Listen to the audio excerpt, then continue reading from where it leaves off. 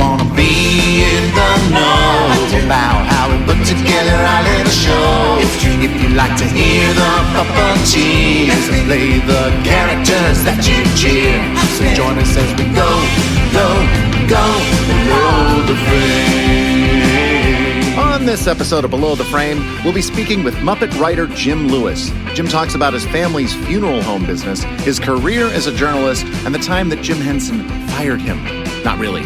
But we're also going to hear another story written by our friend Jerry Nelson. So grab the paper towels and look out for boomerang fish. It's time to go below the frame. Go below the frame. Welcome to Below the Frame. I am assuming, if you're here, that you love the Muppets, but maybe you know somebody else who also loves the Muppets. It's possible, right?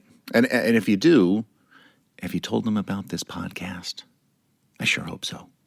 My name is Matt Vogel, and I am one of the Muppet Performers for both Sesame Street and the Disney Muppets, and I'm your host for Below the Frame. And I got to tell you, I am having a blast talking to my friends and colleagues here on Below the Frame. It's so fascinating for me to hear their stories, their journeys, their obstacles, and I hope you're enjoying it too. Well, on this episode of Below the Frame, I'm talking with Jim Lewis. He's not a Muppet performer, but he is the writer for the Disney Muppets. And he knows these characters. He knows Kermit. He knows Miss Piggy, Fozzie, Gonzo, all of the Muppets. He knows them so well. And they kind of live in his head. And he sees himself in one particular Muppet. We will talk about that and a lot more as soon as you're ready. Because I'm ready. Are you? I can't hear you. Okay, well, until there's technology that allows me to hear you from my pre-recorded podcast space, I'm going to assume you're ready. Here we go. Let's go below the frame with Jim Lewis. Go.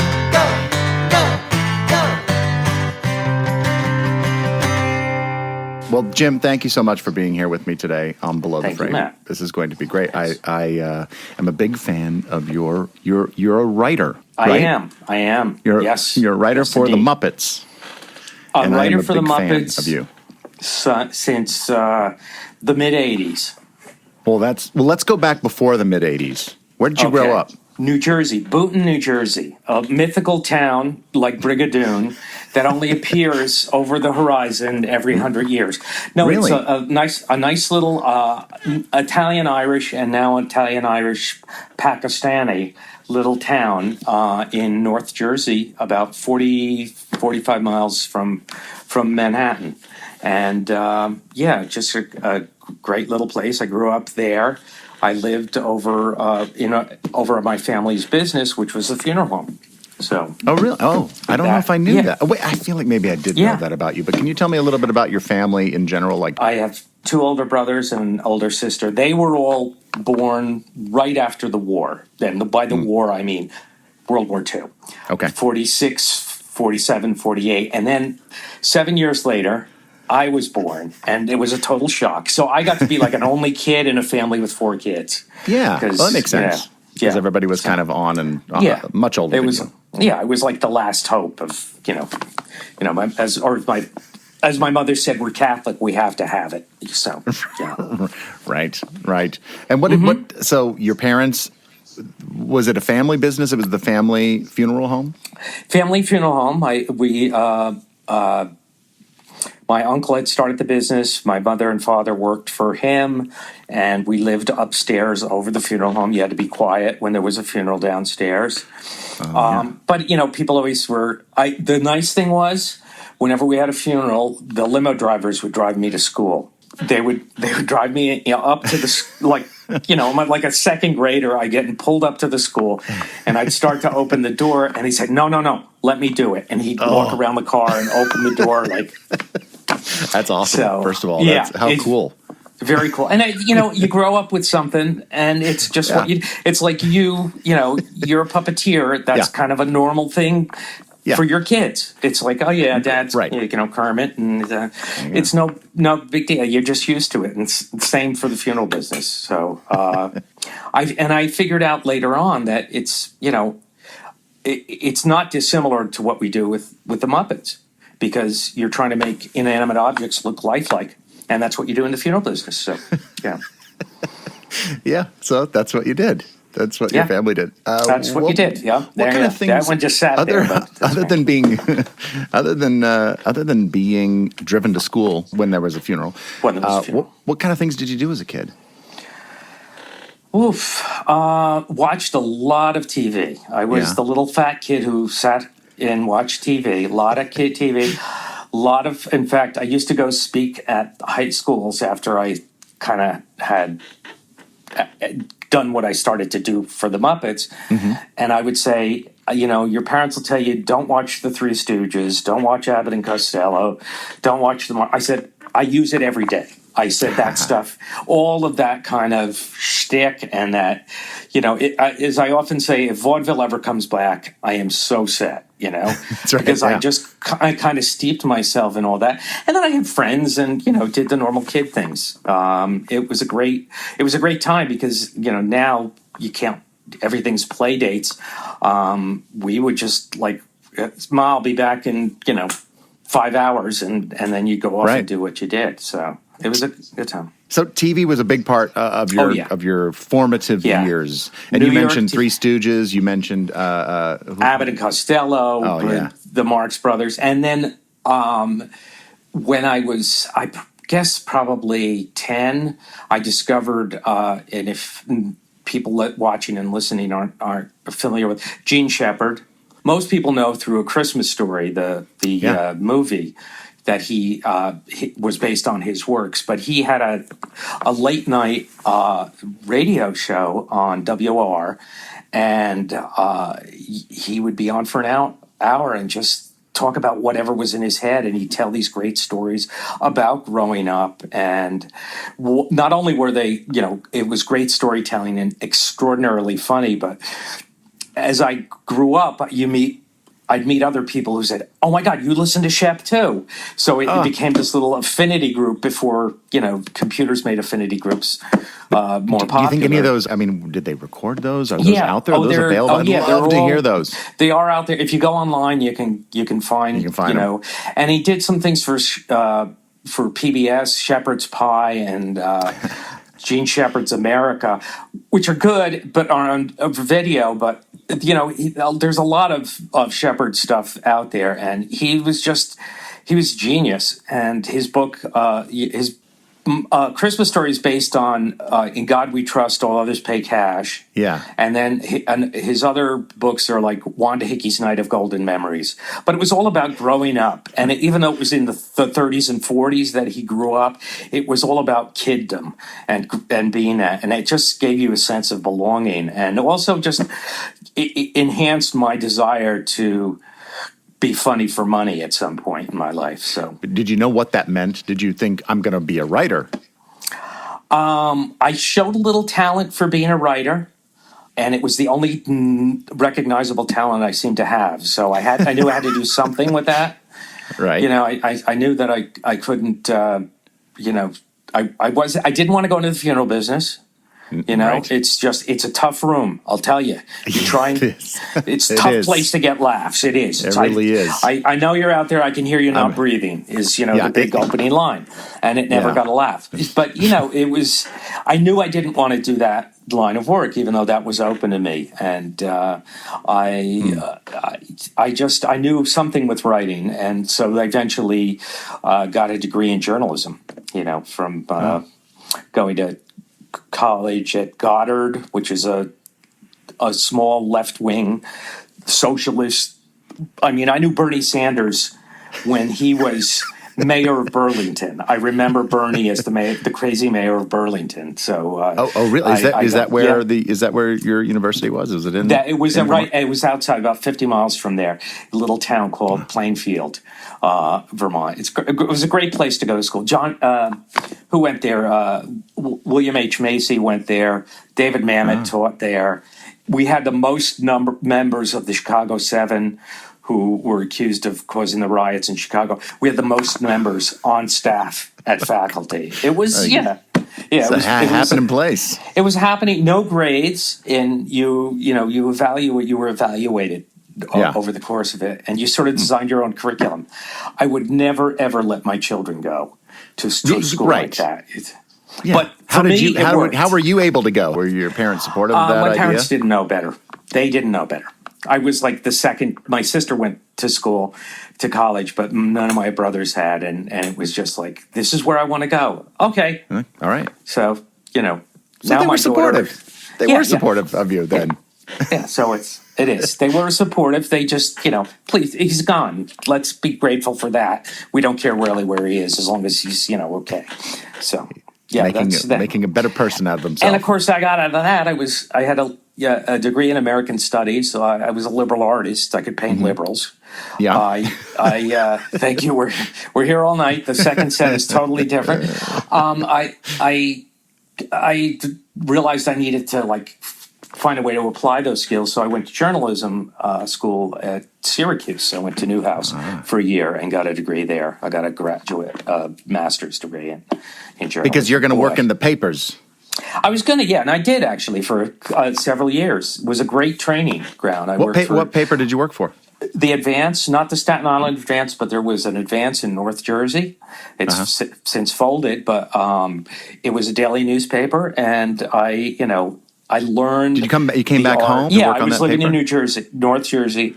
I lived in North Jersey, and I lived at home because with what they paid at the newspaper, I couldn't afford to live anyplace else. And I wrote, it was a small enough staff that there were 5 or 6 reporters for this whole McGill of a newspaper, and you just learned to you'd come in at midnight after covering whatever. And your deadline was like 1:30, and you'd have to write, on demand all this stuff. I always said, the editor would say, I got 55 column inches to fill. I said, give me 2 facts and a quote, and I'll give you an article. And, and that's really what you did. You learn how to, you write under pressure, which is something that actually really was a great training for this. I'm always amazed in, the entertainment business. People were like, oh, well, I have to wait till the music reaches me, and I have to be in the perfect space to do it. To me, it's like, I have bills to pay, I got to write. So you do it now. Yeah. You did everything, all the kinds of different pieces that you could do, like feature pieces. Feature pieces. I covered sewer board meetings, zoning board, city crime. I'd go to fires, issues of the day, everything. Just literally, and I could tell you, at the time, I was so well versed in the different types of sewer pipe that which when you write for rats now, that comes in handy. It's perfect. See, you got to use what you know. You apply it to the next thing. Never collect it all, because you never know what you're going to use. Collect it all. That's a great piece of advice. So, around what year was this? When was this? That was the late 70s. Late 70s. Late 70s, yeah. So were you in any way aware of the TV of the day, in particular the Muppet Show? Were you were you aware of it? I was, but I wasn't like I watched it. I loved it. I thought it was hilarious. My first introduction to Jim and the whole Muppet world was the Jimmy Dean Show with Ruth Rolfe back in the early 60s. And it was... Those were some great pieces. Just brilliant, and just the full silliness, and the fact that I think part of the magic of that was that Jimmy Dean and Jim were like these 2 Southern boys, and they would riff off each other, and it was just that he would just get such a giggle off of talking to the dog that it was great. And then of course all the stuff on Sullivan, all Ed Sullivan's stuff was great. The Muppets, here they are, that's right. Fabulous so Muppets. You knew about Jim Henson, and you knew about the Muppets, and then you kind of watched the Muppet Show, but you weren't. Yeah. I mean, were you? My first girlfriend in high school, I wooed her with an Ernie and Bert finger puppets. I just had them. For some reason, I bought them at Spencer Gifts, which is still exists. And I had an Ernie and Bert, and I was doing Ernie and Bert, and she thought it was incredibly cute, and we dated. So that was I thank Ernie and Bert for getting me my first date. Yeah, why wouldn't you? So you're probably not gonna do newspaper stuff. You decide I can't do this newspaper stuff anymore. Is that what you thought? I need to get a new No, job. Like how did you move? I got out of that by going to D.C., Washington, D.C., and I worked for an environmental group. As I always said, and I was a writer for them.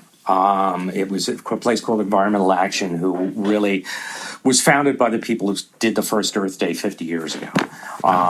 And, great group. I wanted the daily newspaper thing. I could just see, I didn't have the sort of, killer instinct to go for the evil story, the dark, you pay a quarter, you don't get to know how somebody feels after, your house just burned down. How do you feel? Right. You can imagine, Yeah. So growing up in New Jersey, toxic waste kind of was part of the, Superfunds. I used to play on a Superfund site. So it's, I sort of had a background and I had covered some environmental things when I was at the newspaper. Yeah. So I went to that group in New York, in DC for about 2 years. And then from there, moved back to New York in probably the early 80s, sometime, 83, 80s. I don't really remember. It's, Well, it was a little bit of time fine, ago, yeah. but still. So, Yeah. but that It was moving to New York. I moved to New York with someone I was supposed to get married to and didn't. Let's put it that way. All right. So, somebody who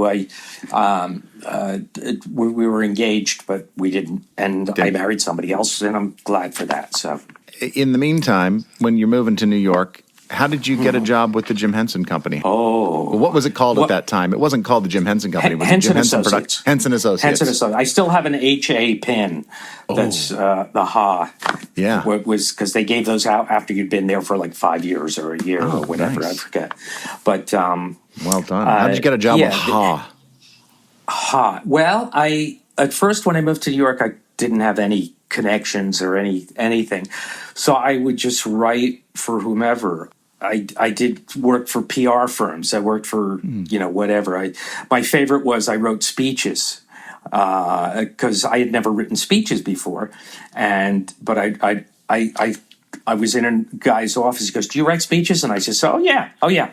And I wrote speeches. And in one speech, this is totally off topic, but in one speech, I came up with the phrase, "It has the comfort of cotton and the performance of polyester." And I was like a legend around the office. Wow. So I was, I could have gone into the textile business. Let's put it that way, Even then, you had a real knack for words. Oh, yeah. And that was putting big. them together. Yes. But no, then I got a job at CTW, Children's Television Workshop, in their publishing division. I worked there for Ira Wolfman, the great Ira Wolfman, who was editor of... I think he was editor of 3-2-1 Contact at one point, and then they started a computer magazine called Enter, and I was a staff writer and whatnot, and I did interviews with whatever was out there, and just wrote about computers, knowing very little. I mean, it was at the birth of the computer games and all that, and it was aimed at kids, and it lasted a couple of years. It was a lot of fun, and through that I found out about Muppet Magazine, and Muppet Magazine was the mid '80s after the Muppet Show. Really, right around when it launched in January of 1983. I have here in my research. Wow, you're good. Yeah, you're good. It was a quarterly magazine, which Jim. Yes, that's true. It was a quarterly. You're kidding me. I was putting it out monthly. I wonder what happened. There are lost issues between. Unbelievable. They pushed them all together into one and thing. But they paid me like it was an annual. No, I got a job there. I went. It was published through a place called Welsh Publishing. And I got a job there doing that as an editor. Wow! So you went from writing, from kind of staff writing, I guess, on the CTW magazine to editing the Muppet writing magazine. and editing. Yeah, I mean, it was like I was also the staff. but I got to work with. Now that's not true. There were some good people Yes. that worked on that magazine. Fred Yes, there Newman were. and Right, Fred was there. David Granger, you don't know who that is, but he was Rolf the don't. dog. He was Rolf the dog, and then he became editor of Esquire. He was the editor for many years, for like 10 or 15 years of Esquire magazine, and I think he really desperately tried to bury the fact that he had written as Rolf the dog. But, he never, we actually, when he never retired brought from that in. Esquire, we shot a piece with Rolf saying, where's the copy? Come on, I'm still waiting for my next column, So, but the thing about Muppet Magazine was all written in the voice of the character. It was as told to. And we interviewed. The major part of my job was we're trying to attract celebrities to do the magazine, and we got some great people over the years. We got Robin Williams. Robin Williams. We did Pee Wee Herman, Steve Martin, Isaac Asimov, yes, Christopher that's Reeve. a great one. All of these, and putting them together. I did get Rodney Dangerfield, but I had to dump him. This is great. Why? What happened? Labyrinth. They wanted to put Labyrinth on the cover because it was so Jennifer that was Jennifer Connelly then. Yeah. She took over Dangerfield. So it's like I feel like I'm like part of Dangerfield's, I just he got no respect from Muppet Magazine. So let me ask you this. So did a piece get written with Dangerfield? No, we never did. Because what we do is I do an interview with them and talk to them. I'd ask them. We decide which character was going to do the interview. Okay. I do an interview, and then I'd write. Usually it would be a dialogue. It would be like a little script in the magazine as an interview between whomever and that. And they would ask it we did Dr. Julius Strangepork. Although I wasn't there for this. With Isaac Asimov, and it was great fun to be able to do that. And when you tell people the Muppets want to interview you, they were like, "Oh yeah," and the only person who had no idea who the Muppets were was Chuck Yeager, the Right Stuff, the pilot from. He goes, Muppets. What exactly is that? And you try to explain it to somebody who had no clue about it, and I just said, "Well, he had better things to be doing." Yeah. He was, going at the speed of sound, and he hadn't caught up with it. So that, and then my greatest experience with that was meeting and spending really a whole day with John Candy, who was just magnificent. He was living in Toronto at the time. He flew down for the day to do a photo shoot and to sit down. And then he had extra time before his flight, so he said, "Come to the airport with me. We'll have some beers." And you went to the airport with John Candy. I went to John Candy had some beers and drank some beers, and it was just like I still. Awesome. And I told him, I said, I really want to write comedy, and he goes, "Well, then do it. You should just do it. What the heck? You never know what's going to happen." So he was wrong. You know what? My mom and dad got me a subscription to Muppet Magazine when I was a kid. Oh wow! And it was the perfect. It just hit me at the right time. Yeah, I was so excited to get that magazine. Oh, great! Quarterly. Oh yeah, quarterly. It's a great magazine. It was a great magazine. It was fun, and what it did was train me to hear the voices in my head of all the characters, right? So that when in the 87 something around then, they were starting to do home videos. Right. Jim and that, and Jerry didn't want to write them, and Bill. Did you know Jerry Jewell? Yeah, well, I knew. I had met. I met him when they'd have a Henson Christmas party, right? And all the freelancers would go and people who worked there, and we would bring Ziplocs and put the food in our pockets to bring home up at the mansion on the townhouse on 67th or 69th, actually 69th Street. Yeah, is that where you would work, or would you work? Yeah, that was my office. That was the office. That was your office. Oh. Yeah. I had an office there. Place. Oh, it was a magical place. It really was. It was just something. The workshop was down below, and then there were offices every end. You'd walk in, and the giant 3-story mobile. The balloons, right? Mobile, Did you ever get to see that? I did. It was magnificent. Yeah. Oh yeah. It's just It was really just great. so much. They were looking for someone, so they hired me freelance to write some home videos. Hey, you're as funny as Fozzie Bear, which was either ahead of its time or really stupid. I'm not sure. But I think you can actually see it on video. I think it was ahead of its time because they're Yeah. trying to be interactive videos with the kid at home, which, but it's a VHS tape. With no technology. Yeah. Right. It was like 20 minutes was your rehearsal, and then the last 10 minutes you stopped the video and you performed with Fozzie. That was the idea. Really cool. I mean, what a great idea that is. Silly, stupid idea. We're going to hit pause on my interview with Jim Lewis for just a few minutes so we can talk about the great Muppet performer, Jerry Nelson. In each episode of Below the Frame, when I'm interviewing somebody, the last question that I ask is something that Jerry Nelson once said to me, the advice about having your own thing that you create. And I heard that from Jerry when my wife, Kelly, and I were up at the Cape helping Jerry do a show. He had asked us earlier that spring if we'd like to come up and help him put on a show that summer, which we would all write together. And it had puppets in it that I had made and performed. And then, of course, there was music. And Jerry and his band played, and Kelly and I sat in for a number. And it was such a great time. And we got to spend a lot of time with Jerry at his home there up in the Cape. And one night, while Jerry and I were sitting around working on the script, he said to me, Matt, being on Sesame Street is great. You will be able to afford things and save money and have a career, and that's fantastic. But you always have to have something that you create that is all yours. And I've really taken that advice to heart. I always have since Jerry said that to me. Of course, I have my band, the Mighty Weaklings, who used to play out in New York City, and we wrote songs, and we even performed the theme song to this show. But I also did puppet shows for my kids' preschools, and I tried to write things, shows, and movies and whatnot, and now this podcast. So I put this out to you out there listening. Always have something that you create that is your own, that feeds your soul and your creativity.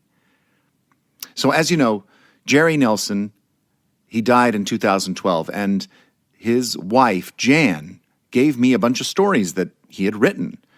And I've asked people that knew Jerry to first share their memory of Jerry, and second, to read one of those Jerry Nelson stories. Today, I've asked David Rudman to do just that. One note, this is not a story about Muppets or puppetry, and it does deal with some adult themes. David? So I have a few Jerry Nelson stories, but one that I've been thinking about lately happened in 1989. It was at my wedding here in Chicago. Jerry and Jan came. It was over the summer, it was July. And Richard was here. Richard Hunt was here also. And he gave a really nice toast, a very long, very funny toast. So then Jerry gets up and he walks up to the microphone and he joins Richard. And the two of them, I didn't know they had anything planned, but the two of them proceeded to do a two-headed monster bit without the puppet. It was just them doing the voices. And it was something like, wedding, hey, wedding, eat about the wedding, hey. And then Richard went, eat about the David, yeah, oh, yeah. And Jerry was like, no. Karen, that's my wife, Karen. And then Richard would say something like, no, David, hey, basketball, hey, David, eat about the ball. We were playing a lot of basketball then. And then Jerry was like, no, Karen, oh, la, Karen, pretty, oh, la. And then Richard was like, no, David, hey, go Cubs, hey, and Jerry would go back, and they went back and forth, David, Karen, doing really funny bits within that. And it just built to finally somebody, I think it was Richard, said, wait a minute, David and Karen, love. And Jerry went, love? And Richard went, love. And then Jerry went, love. And then the two of them kind of marched off going, lovey. Anyway, it was very funny and it was very sweet. And I have a great picture of them doing that routine. And I will always remember it. 1956, at Mike and Claudia Wogan's apartment, down the hill from American University. Quite a few things happened here. Since it was close to the school, it was a place to hang, and there were parties there as well. I first made love to Fiorella there. When Claudia wanted to go to bed, I took Fiorella to Virginia, and we went to Marshall Booth's house and carried on there. We must have made love 6 or 7 times, so I guess it was a little wonder that she got pregnant.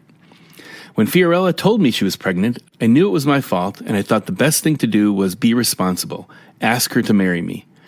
Fiorella was an exchange student from Italy who had transferred from NYU to AU, so there were some complications, but she agreed to marry me, and we were married in a Catholic church there in D.C.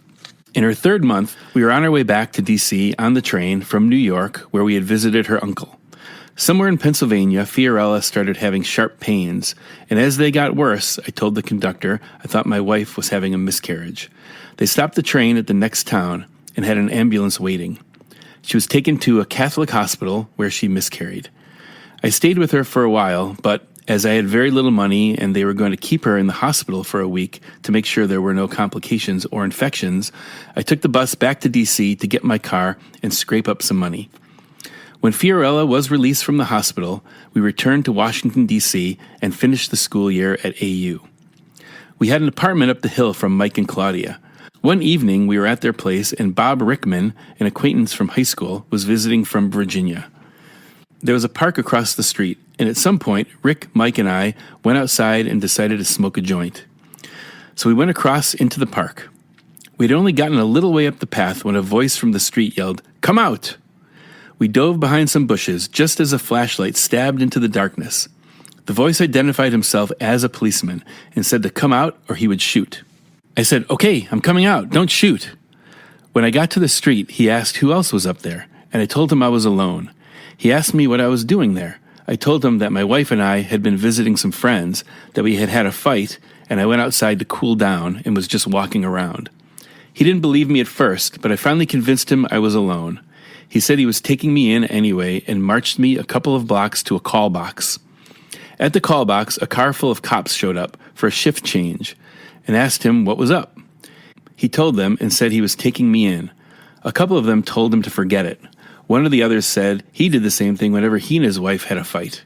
He finally relented, but said he was going to take me to the apartment I had said we were visiting and confirm my story. We hiked back down, and he knocked on the door, and Mike answered the door and confirmed my story. I stopped sweating and was breathing a sigh of relief just as Rickman shows up behind Mike and says to the cop, "Yeah, officer, we were just up in the woods taking a leak." That guy was so pissed. I had convinced him with a lie, and he had bought it until Bob's smart-ass goof. "I'm checking on you," he said to me. He did better than that. About 3 weeks later, Fiorella's mother was visiting from Italy, and we were just sitting down to dinner when there was a knock at my door. It was 2 detectives who had come to ask me some questions. They asked to come in, but I stepped into the hall and talked to them there. It seems there was a car theft gang working the area, and they had done their homework and knew that I was in school, lived in a nice apartment, and had a car. They were curious how I managed this. Well, I was going to school on the GI Bill. My father had given me the old family car, a '50 Pontiac in 1956, and had paid a half year's rent as a wedding present. They seemed satisfied with that, and I never heard from them again. Thank you, David. A little later on, some music from Jerry. And now back to my interview with Jim Lewis. We were talking with Jim Lewis about the home videos that he had written, the Fozzie Bear home video in particular. But now we're going to pick it up with Jim and his memories of Jim Henson. In all of this, working at the mansion, I'm assuming that you saw Jim Henson around. Yeah. I mean, he was in London sometimes. They were sort of gearing up to do the Jim Henson Hour. Because the first couple of years or first year and a half, I was like a freelancer. I would whenever they need something and somebody was too busy, I would do it. Eventually, I weaseled my way into they realized he's cheaper to hire him full time, and I got to work. I got to work with Michael Frith, who is Michael to me was a mentor and just a wonderful, talented, incredibly, giving. It was just a joy to work with him. And, then I would see Jim around. Yeah. He would, say things like, I didn't know it was silly tie day because I would be wearing a silly tie, and that's it. But my first real experience with Jim was we were shooting, I think it was Fozzie Bear, the Fozzie Bear video. And he and Frank were on set. We were shooting over at 67th Street at the little studio there. And I remember them calling me over and saying, holding the script page and saying, we're thinking if we cut this line and go right from here to here, it'll run better. What do you think? And all I could, I was frozen. It was like Jim Henson and Frank Oz are asking me what I think. That was what that showed me was that was the level of respect. Yeah. And of course, I stormed off to my trailer and said, "When you come to your senses, nothing. Keep if it's every on the word, page, change nothing." If it's on the page, it's on the stage, my friend.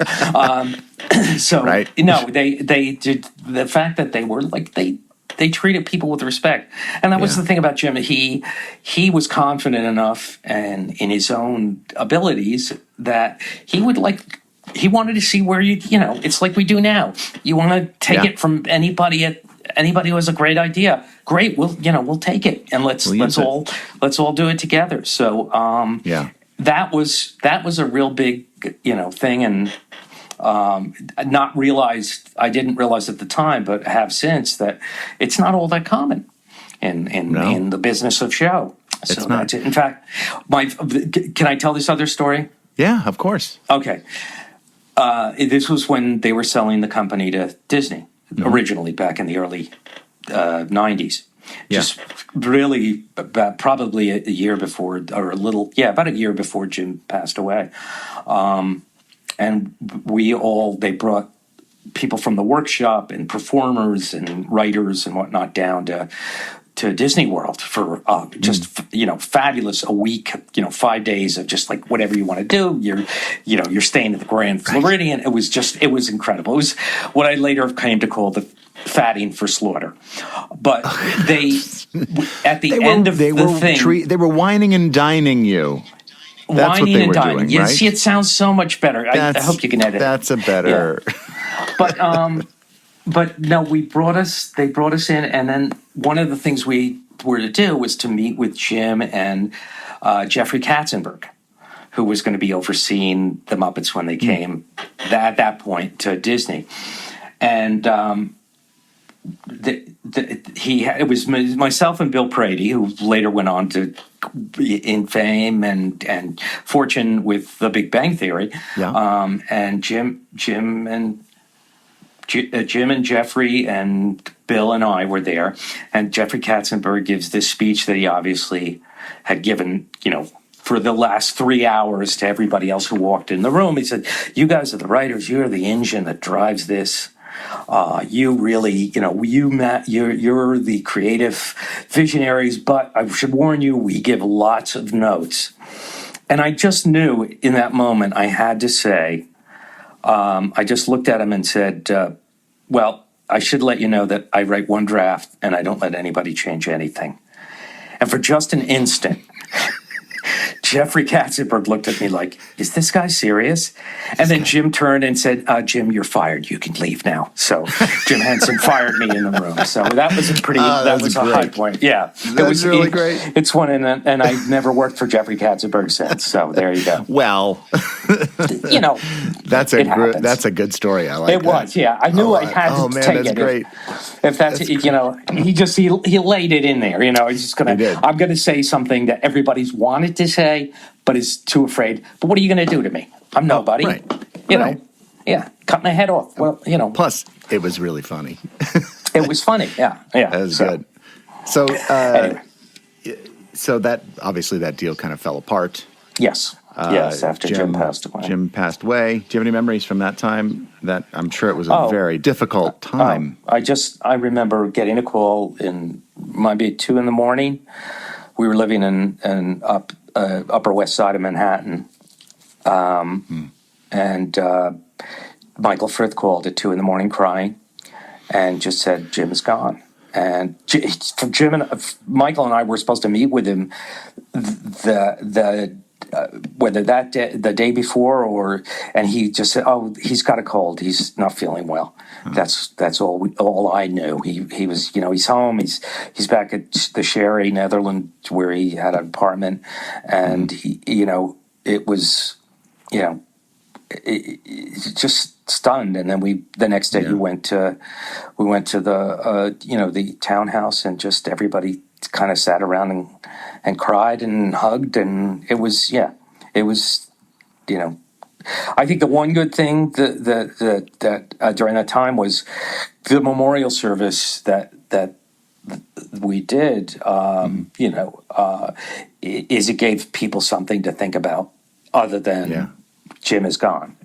It was so totally out of the blue and unexpected, and devastating on every level. And it must have also felt kind of abstract. It's so odd when somebody leaves you. It doesn't seem real for quite a while. And so, Jim was never sick a day in his life. He was one of those people who was healthy, and, he just, it was... I feel blessed that I had a few years of being, with him, and, getting his coffee, and, remembering if it's a show day, he doesn't eat pickles. So, okay. And I'm sure there were a lot of different thoughts going on in everybody's minds, but we were like, we'll never be able to recover from this. We will never. How can we carry on? The one thing that, there was that. It was just like, what is the future for the Muppets?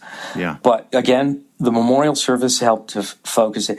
The other thing was Jim was hands off. He was the ship, but once he pointed the ship in a direction, we all head in that direction. And, he would come in and tweak, and he would come in and give suggestions, or he'd say, if he really didn't, he'd either say, this is coming together nicely. I remember that phrase when he was really overjoyed that this is coming together nicely. Or he would say, maybe we should try that again. Or maybe you should, he would nudge you in the direction that he thought it should go, based on his own sensibilities. But he gave you the rope, and you could either hang yourself or make macrame. and I think a lot of us felt, he showed us how to do it, and we just have to keep trying to continue to do it. And that's essentially what happened. And then, with the Henson family coming in and everything, that was the way that kind of structure remained. And, it kind of goes to show that the company did decide to continue on after Jim Henson's death. Shortly after, you guys shot Billy Bunny's Animal Songs. That's right, Billy Bunny's Animal Songs. And that was something that you wrote. I am a happy hippity hoppity bunny kid. with the great Kevin Clash, of course, as Billy Bunny. Others. Yes, and David Gumpel, wonderful David Gumpel directed. And we shot that. And, and then the other project I remember, which is one of my all-time favorite projects that we did, was Muppet Classic Theater. That we did back in the early 90s. And that really felt like it was the biggest production we did after Jim had died. And it was the first, as I recall, the first... other than the Muppets Remember for the CBS memorial special they did, which was great, which Jerry and Bill wrote. But the Muppets Classic Theater was the first, where all the characters were really involved, and it was telling a story, and it was goofy, silly fun. And for it never really got. I wish it was re-released on DVD or streamed on Muppet. It is. It was great. We had great music, and there were silly songs, and I got to work more closely with Frank. Because by the time I got to the Muppets, even in the mid '80s, Frank was off doing his own thing. Doing his thing. Although the rumor that the day I started work, Frank said I can't be here with him. That's not true. It's exactly half true. Let's put it. It just the timing was right. It's a questionable timing. So And you know that Muppet Classic Theater, when I think about Yes. it, is kind of, they're all playing different fairy Yeah. tale roles, and it's Right. kind of a precursor to what Muppets did with Muppet Christmas Carol and the Treasure Muppet Island, Treasure yeah. Island, kind of. Yeah. It's kind of fun. Yeah. It's fun to see them play these different roles, but Yes. they're still themselves. There's something about them Yeah. is inherently, they're still the characters. Yeah, it's that Marx Brothers sensibility. It's always Groucho. He's always being Right. Groucho. Chico, Harpo. It's just, that was the idea. Was how would they interpret these stories? And also Yeah. that was a lot of fun. There was, because there was concern about having Kermit up front because Steve at the time was still getting his legs. That we were able to have Gonzo and Rizzo, which turned into a great pair Oh, that yeah. then did, Muppet Christmas Carol.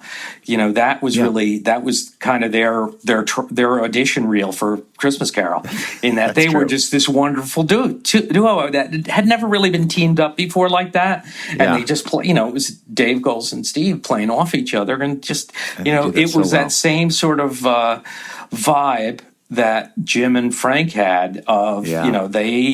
you encourage each other, which is, as you well know, it still goes on. It's just like you guys know each other so well, and you take chances and go out there and every once in a while you do a line that's written on the page, and I'm thrilled. I was just getting ready to say, but every once in a while, it really helps to have the writing be there for the characters, because that's points the way to us. I feel give like. it a shape, and no, not only, for something like a movie or a TV thing, you're close to the script, but with everything else we do, it's more fun to just kind of give you a shape and an attitude and some lines, and just say, take it, because the big thing that I always said and have been saying is that they're alive. They're in our world. They're right there. And I still talk to Kermit when he's standing there. It's just you Can't help yeah. Somebody probably else has told the story about Jim on Johnny Carson, but I'm going to tell it. Yeah, please do. Jim was on Johnny Carson with Kermit, and Jim had Kermit next to him, just sitting on his arm, and they were doing, Johnny was interviewing Jim, and then Kermit would throw in a line, and then during the first commercial break, the boom operator came over and said, "Could you have the frog speak up a little, because I can't." Seem to lose him, because every time the boom operator Kermit would talk, he'd move the boom over Kermit. The boom, that's great. And just because you so buy into it, yeah. Everybody wants to buy into them, which is part of the magic of the Muppets. It really is. Yes. Well, now, Jim, we really do rely on you to this day. You've written speeches and promotional material, and you name it. Hang tags. You've written, what is it? Hang tags. Hang tags. Oh, hang tags for toys. Right? Yeah, toys. You've written those. Yeah. Hang tags. That was the joy also of working at Muppets, especially when we did start working with Disney on like theme parks and stuff. We were small enough staff with Michael Frith and myself and a few others that you got to work on everything. You got to do everything from consumer products to, they once asked, who do you answer to in the company? I said, whoever calls. I'm basically a Post-it at the bottom of the flow chart. But that was great to be able to do that and try and keep the spirit and sentiment of the Muppets alive. Jerry was enormously more talented, and Bill Prady as well, and Kirk Thatcher, and there's a number of people. But I'm just like the little engine that just keeps going. So look, any of the writers, those writers that you've mentioned, and yourself included, knows these characters inside and out. They worked for so many years on them, writing interviews and all kinds of things. But since I'm interviewing you, I want to ask you this. So I want to talk about like some fundamentals of the Muppets, of who they are. If you had to tell somebody, let's call it Chuck Yeager. If you had to tell Chuck Yeager who the Muppets are, because they've never heard of the Muppets, and you don't want to just say, it's a frog, a pig, a bear, and a whatever. But who are they as characters, as people? What would you say? There are these outcasts who are just totally accepting of each other. not that they're all flawed in their way. The least flawed is Kermit. It's Jim and the people he gathered around him.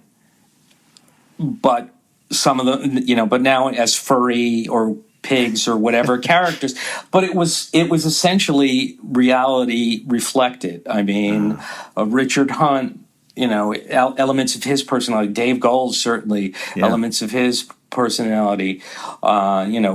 Frank with the kind of really tight self, that comes out in different, and then the flamboyant side comes out with Piggy. Yeah. It's that, and it was, but the key was always Kermit appreciated what all of them brought to the party. He sometimes wasn't sure what they brought to the party, but he always appreciated it, and that's what it so reflected Jim as the great appreciator. He just I came in, when I first actually sat across from Jim the first time, I was wearing, a pink necktie and a cowboy boots, and it was just like he just bought it, that's it, if you're standing next to Kirk Thatcher, you look pretty normal by comparison. All right, now let's talk about some specific characters, because you do know them so well. Yeah, pretty well. You've written books for them. You wrote a book for Kermit. You wrote a book for Pepe the King Prawn, right? You've lived with them in your head for over 38 years. Is that about right, would you say? That's about right. 35, 38. Okay, well, you can do this, and I believe in you. Okay. I just wanted to say that. So you're given an assignment to write something for Kermit, and you've said a little bit of it there, but where do you start? Well, he's hard because he's the least flawed. So you have to, the danger is always to make him such a straight man that he loses the kind of manic energy. And you know this from performing. You have to find the kind of over the top that, Jim would bring to it, but find the right trigger mechanisms to make that happen.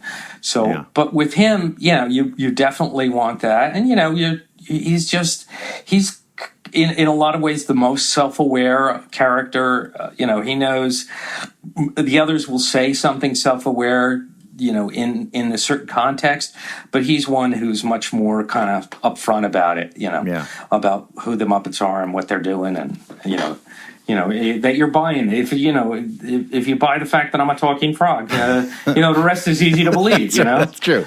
So. Well, okay then. Speaking of lack of self-awareness, Miss Piggy, she's complicated. Oh yeah. She's. I mean, I've sat down with Frank, even before, and then we worked briefly for about a year on a feature that didn't. Briefly for about a year. Briefly for about a year. Good God. I'm crying. No, it was a masterclass, because I would sit there. The great thing is that Frank had been away from the Muppets long enough, so he was asking me, would Fozzie do that? And that, to be, and he would want to know, because he hadn't been inside those heads for a while, and I had. But no, I mean, Miss Piggy is just like everything. It's been said. She's a truck driver in a dress. Everything is a denial of the fact that she's a pig. Yeah. But she has this, layers and layers of self denial about that. But is so flamboyant about it all that you just love her. It must be fun to write for her. Oh, she is. When you get the right thing. When you get the right thing, and it's just, and she takes no prisoners. Yeah. One of the last things that we did with Joan Rivers, God rest her, we did a thing that I remember this. Yeah, and it was nobody knew at the time, but it was like 6 months before Joan Rivers passed away, and but we did a little something that turned up on the morning shows and the Entertainment Tonight, and with her and Piggy having a feud. Yeah. And I remember sitting across from Joan Rivers writers, who were extraordinarily funny. Yeah. And I said to him, Piggy has gotten into little mini feuds with other, with Deborah Norville or Jane Pauley. I said, Sure. but like I said, this is more Ali Frazier. Yeah. To which, perhaps the greatest moment of Bon Mot, one of Joan Rivers' writers said, "It's the thriller in Manolos." Which is a take good. on the Ali Frazier Thriller in Manila. Yeah. And Manolo, I That's was just the shoes. I literally, It's pretty good. I gave him my shirt at that point because he was just so brilliant. But yeah, Piggy has a wonderful over the topness, but Piggy's also all about anticipation. You anticipate her losing it. You want her to be. You want, everybody wants the karate chop, but you don't. That's right. You've got to motivate. As Frank always says, you have to motivate it. Yeah. You can't just do it, or it becomes, cheap shtick. Yeah. And she's a very in depth. But you're waiting for that moment of like, what's going to be the trigger? What's going to do it? Right. Oh, that's cool. And that's it. One of the things I wrote, which got made differently. Was it turned into what's the name of it? It's a Very Merry Muppet Christmas, which aired on NBC. But the original idea for it was It's a Wonderful Frog, and you could see it basically was the idea was what would the Muppets have been without Kermit? Yeah. And the great thing was I went around and I talked to Jerry Nelson and I talked to Dave Goelz and I talked to Frank about where would your character be without. That's great. And it didn't quite get reflected the way I saw it in the final movie, but I remember Frank saying about Piggy that she would still have the dreams. She would still be going after that, fame and fabulousness, but because she didn't have somebody to believe in her, like Kermit believed in her, she would always be frustrated and always be kind of living probably in an apartment with a lot of cats. So, which I always thought was, that's great. It was, which, you could say that about any of us and any of the other performers that, what would you have been doing? What would we have been? Yeah, what would we have been? Without it. Yeah. Let's take a minute away from my interview with Jim Lewis to hear a song from Jerry Nelson. I mentioned that show that Kelly and I did with him up at the Cape. Well, this is a song that I recorded during that time at a jam session that was happening at Jerry's house. The band and a bunch of people were just sitting around the house playing music, and Jerry he started playing this one. So if you're a fan of The Muppet Show, this one may be familiar.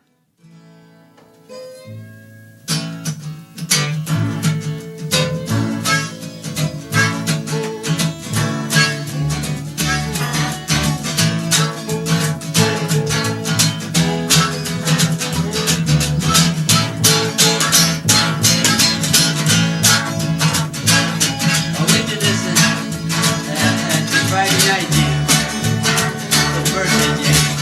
Right.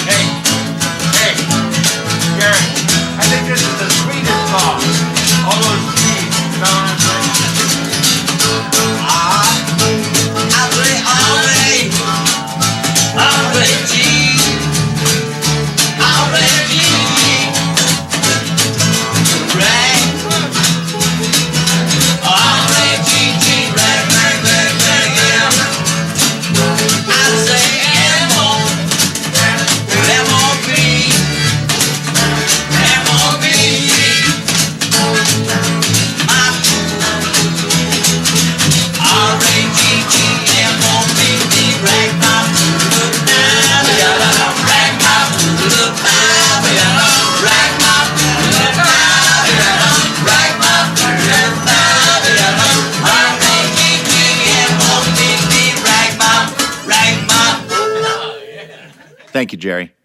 We'll all hear more stories and songs from Jerry Nelson in upcoming episodes of Below the Frame. Go, go, go, below the frame. We are back with Jim Lewis, and we're going to pick it up with more talk about the characters. You mentioned Kermit and her relationship kind of with Piggy. Mm-hmm. So since the ABC series, they have not been together. They have very decidedly been not an item. And now I know that wasn't you. How do you feel about that? That they're not an item? Because we now have to reflect that reality because of that TV show. Yes.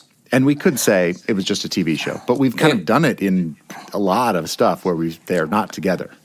Yeah, I think it opens up a lot of possibilities as long as it's never that they will never be together. I mean, there's always that. It's the nice thing about it is it makes Piggy seem less, codependent, and true. I define myself by my relationship with you. So there is that. But I love that they still, I loved what I think it was around the Muppets Hollywood Bowl piece that we were doing, where they interviewed Piggy about Kermit, and she was like, "Oh, did I date a frog?" I just she had no again totally the denial. The denial was wonderful, and frankly. Just before Jim died, we were doing a thing. I remember shooting with Frank as doing Piggy, an interview with Deborah Norville that was when she was for the New York for Today show during her brief stint there about Piggy declaring her independence. We didn't say they were splitting up, but we were going to try and see what we could do in terms of taking her, making her less codependent and less that. So it's not like it was invented for just the ABC show. I hate it for it to be one of those splits, but I think it's like, everybody's hoping that Brad and Jennifer Aniston get back together after that. That's I never. I think the idea that Kermit. I more like the idea that Kermit was so caught up with his work that he ignored Piggy. I never got the other pig kind of thing. But although that might have been more in Piggy's head than in anything Kermit had to say about it. Yeah. So, Well, I'm gonna bear left, and I'm gonna go to Fozzie. Who is Fozzie to you? Me. Is he? Fozzie is me. Yeah, absolutely. I knew you were gonna say that, but why is Fozzie you? What do you think? What is it about him? He just keeps. He's got nothing but bad jokes, but he's relentlessly optimistic that someday one of them's going to hit. One of them's going to land. One of them's going to hit. One of them's going to land. And he's fearless. And I tend to be, as you know from seeing me when we're trying to come up with a line in the moment, I'll say whatever is in my head, even though it's a really bad idea. Okay, you don't like that. We'll just brilliant. Keep going. I love your ability to be able to just go, nope, okay, how about this? Okay, yeah, okay, how about this? It's just, how about that? I don't write jokes per se, but I think like he would think, and I just that, in that sense of, no matter what heartache he has in his life, he's relentlessly optimistic. Even he really is. He is the flotation device that when Kermit's going under for the third time, he's the one who says, "You can't do that. We need you. We need you." And it is.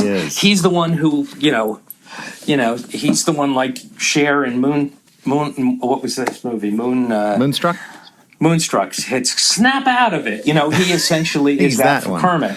He's the one who he's because he more than anything believes he believes the dream that Kermit has. Even when Kermit has doubt in his dream, Fozzie still believes. He doesn't, and he is that pure of spirit. I remember we did something with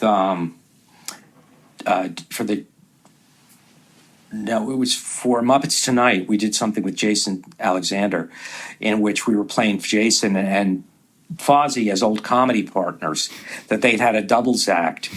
And it was basically going to be a Sunshine Boys kind of thing, where there had been an incident that split them up. And then, in the end of the show, they would.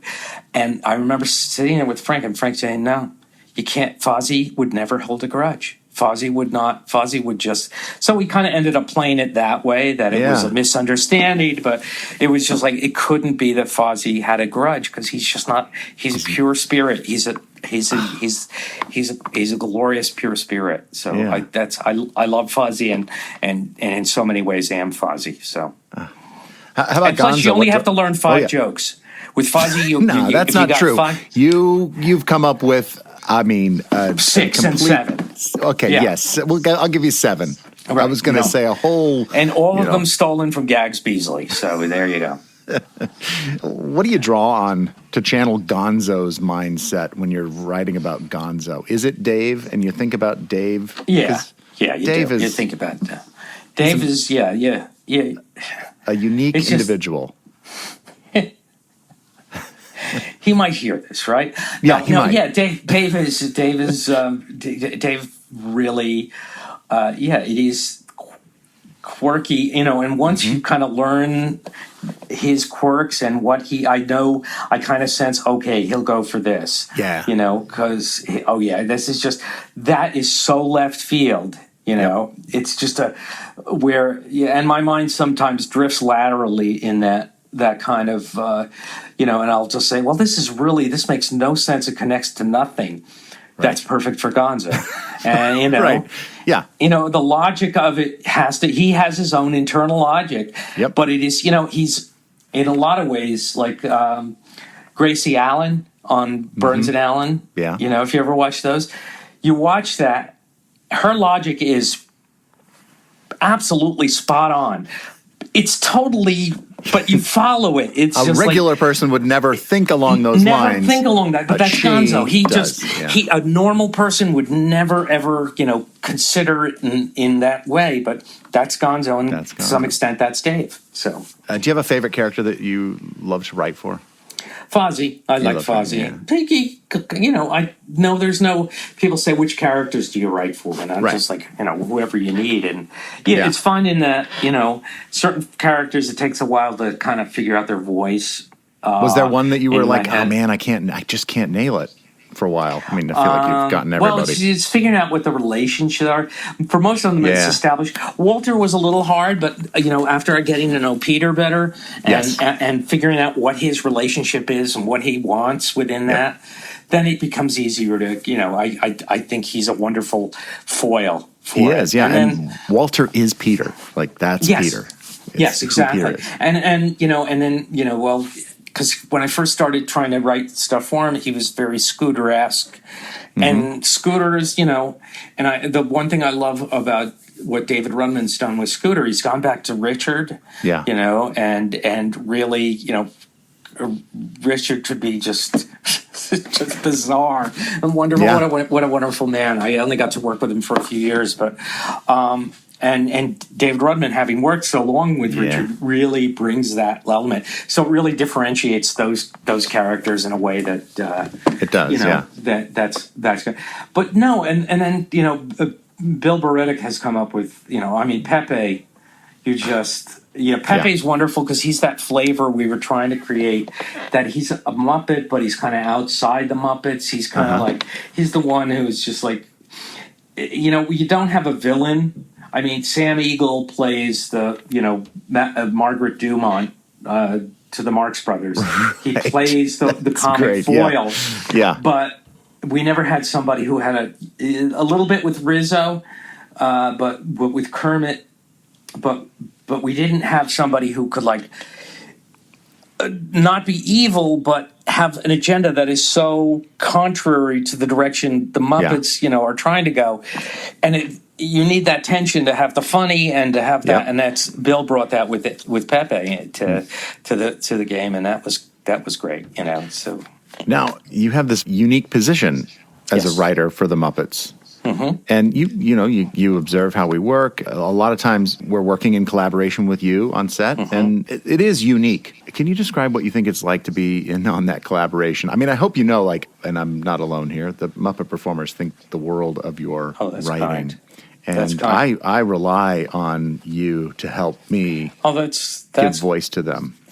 That's extraordinarily kind, and that I've learned that it's just you have to trust each other. And I always describe us as a rep company. Everybody lives in different parts of the country, Yeah. and they get together, and very much like the characters coming together, the performers come together, and what we bring, whether it's Kirk and I, or just something I wrote or whatever, is here's the platform. Let's see what we can do with it. I mean, the most magical experience of that I had was when we were doing the Hollywood Bowl show. Yeah, that's what I was going to It talk really about was- next. I was going to bring that up next, literally because of this reason. Like, I felt that was such. That was, we came in with a shape of the show with Andrew and Matthew and Kirk and I. We felt, okay, here's how it would flow. And in some ways, it was that the show that happened was the show we wrote, but it was so much better for all the elements that you guys brought, and the connective tissue and just the ideas. Yes, embellishments and whatnot. It helps for you to go in, I always said, because I love it after when they finish shooting and the guys stay, they stay in character and they're still doing. That's the funniest part. And then I just say, okay, well, let them work on the next thing without a script. Yeah. Let's see how they do with no words. Yeah, you think it's funny? Go ahead, do funny. So no, it's nice to know that even if we guess wrong with what we write on the page, that it may inspire as a reaction to or whatever, to get to the place we all want to be, which is what's funny. What's the best version of this thing? Right. Which I think is, from my vantage point, it was this dream collaboration. I loved it. And when we were doing those shows, which was 2017. Wow. Did you ever sit out in the audience and get to watch the show? I did. I got to see it actually the last night at the Hollywood Bowl. What'd you think? How'd we do? How were we? Oh, it's sensational. Well, I had been there when we did the first thing like that, which we did as a fundraiser for, I think, Save the Children, maybe 8 or so years earlier, in a very small venue. But the first time we said, okay, let's have the performers out in black on stage. You'll see them, but, we'll have cameras so people can watch it on camera. Yeah. But you'll be able to see them and also see them perform. And it was magic then. It was something I was used to seeing from being on set. Yeah. But it was a joy for the audience. Just obviously loved the Muppets, but also just loved to see you guys. How the hell do you do that? Here's the magic of doing it. Yeah. And at the same time, you guys disappeared, and it was all about the characters. You can kind of choose which show you want to watch. Did you want to watch up on the big monitors where you were getting kind of a pure Muppet show? Or do you want to watch the stage where you can see what we were doing and how we did it?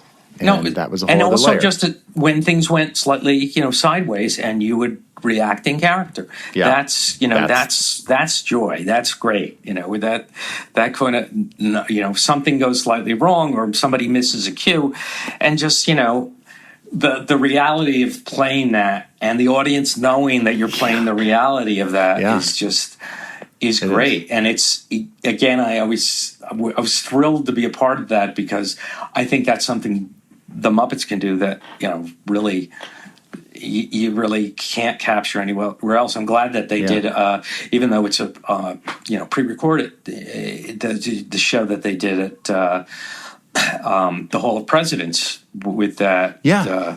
That was that same sort of, there's a sense of being alive. That's that. Yep. It's not somebody in a Mickey costume, right, walking around being representing Mickey. That's Kermit. That is Fozzie, and that, I think that was fun. And and also it was one of the few times the Hollywood Bowl show was a big enough project that we got noticed, but it was a small enough project that you didn't have so many cooks Yep. Like you do with a TV show or That's you right. do with a movie where everybody knows better than you Right. know. And it's sudden, like you talked about, very Mary, that it kind of morphs into something that Right. the pure idea gets distilled somehow. It still can Right. be good in the end. It's just not the thing that you were started with. Can we promote more NBC shows?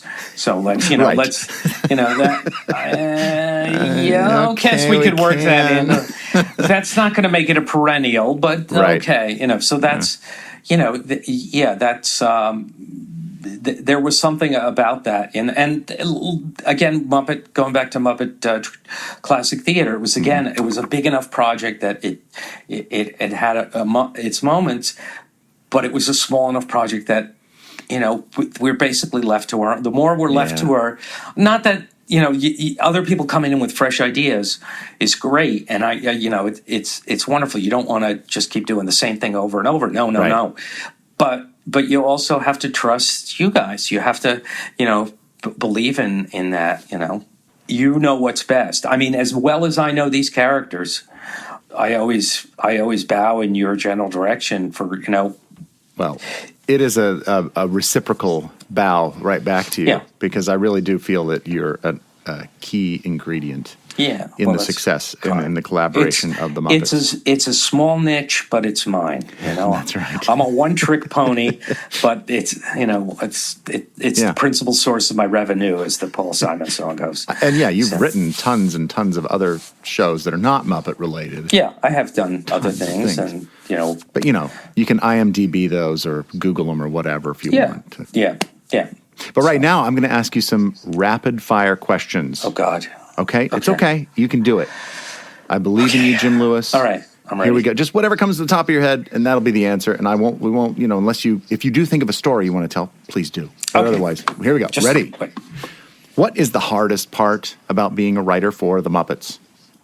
Coming up with new stuff that is not just recycling old stuff, not going to the same well every time. And there's sometimes when you're under pressure where you're just like, okay, she'll talk to somebody off camera, and then we'll do that bit.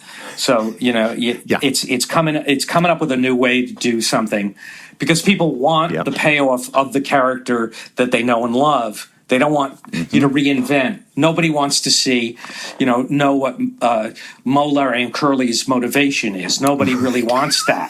They just want to see the funny part. Yeah. But you got to find a new way to come to the funny part, and Yep. that's the toughest part of it. So what is the easiest part about being a writer for the Muppets? That no matter what I write, you guys make it better. And I'm not just blowing smoke, and it's true. You do. You absolutely do. You take a nothing day and suddenly make it all seem worthwhile. What's your biggest strength, do you think, as a writer? I think it's that Fozzie that no matter how bad it goes, I'm going to get out there and do it again. I love that. It's just like, that's it.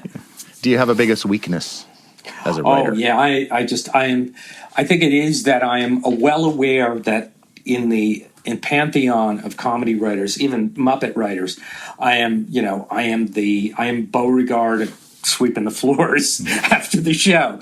That I think is I there are funnier writers and all. I'm just tough to throw. So I disagree. I think my I weakness disagree is with that.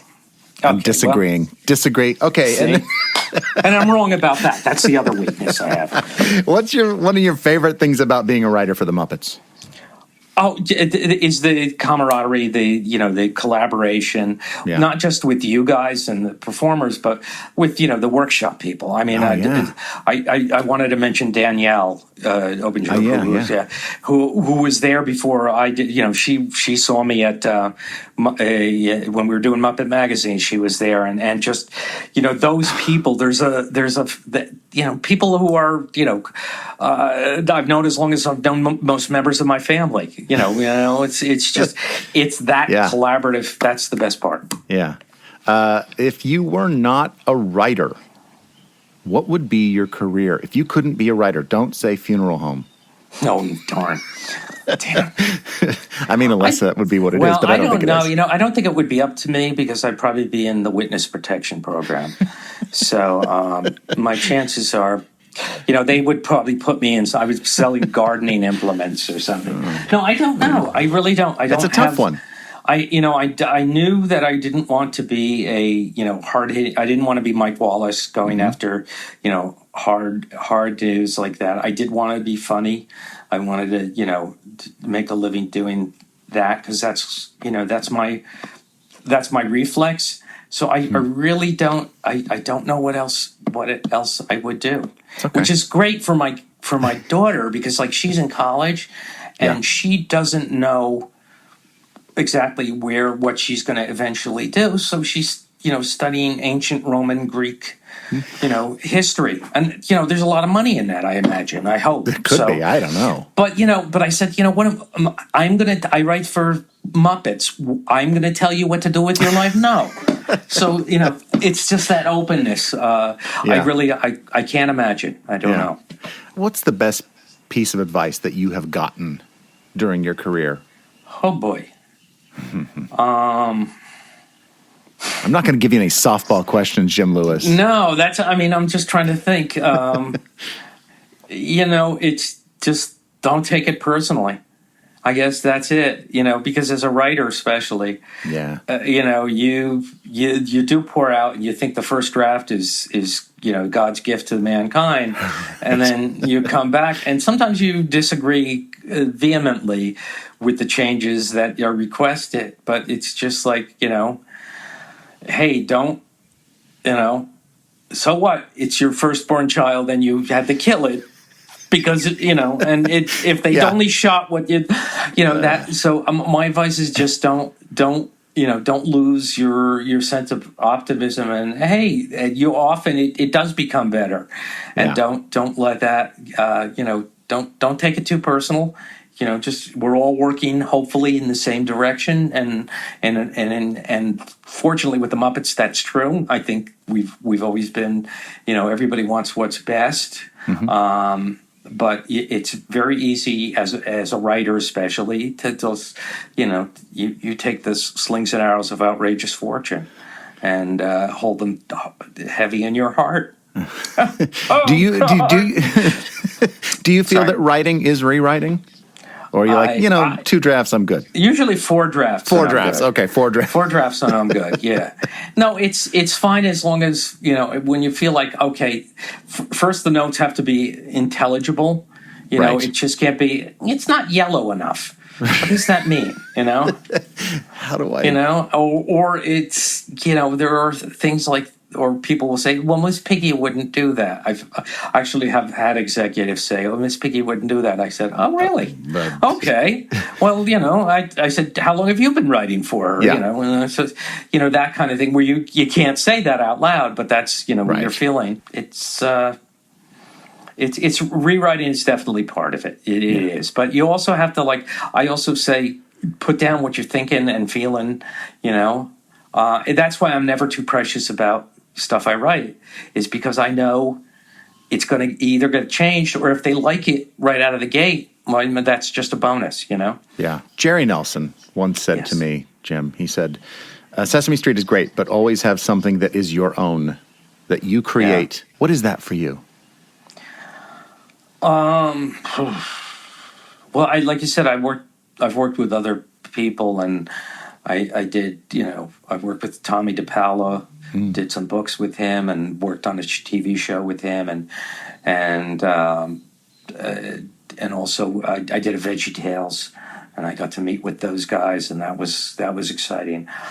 And I did Terry Fader for a couple of years then in Vegas, which was, enormous fun, and got to work with the great John Max, who is, this generation's Buzz Cohen. Look those up, okay? He's just incredibly funny people. So having those other things has been good. This has just been my greatest love, and that and my family. I mean, that's it. Well, Jim, I really appreciate you talking to me. Like I said, I love whenever I get a script that has your name on it. I'm always eager to see what you've got in store. I sometimes love it. sell my name to other writers because they know. I didn't know that. Yeah, I get naming rights on the script, and then sometimes So Well, what the hell is this? Regardless, I thank Yes. you Thank you, for sitting down and talking with me. I really appreciate and I it. sincerely hope that this tape came out right. I'm so. sure it'll be fine. Oh, good. Well, that's Below the Frame. Please check us out on Instagram, Twitter, and Facebook if you like. Our show today was produced by me. Our theme song was written by Stephanie DeBruzzo and performed by the Mighty Weaklings. Our podcast artwork was created by Dave Holteen at daveholteendesign.com. Special thanks to Jan Nelson for giving me Jerry's stories and to David Rudman for sharing his memory of Jerry today and for reading the words of Mr. Jerry Nelson. Thanks to Jim Lewis also for being a part of this episode. It was such a great time talking with you, Jim. And thank you to you, the fans, for listening. I'm Matt Vogel. We'll see you next time when we go below the frame. Bye-bye. Go, go, go.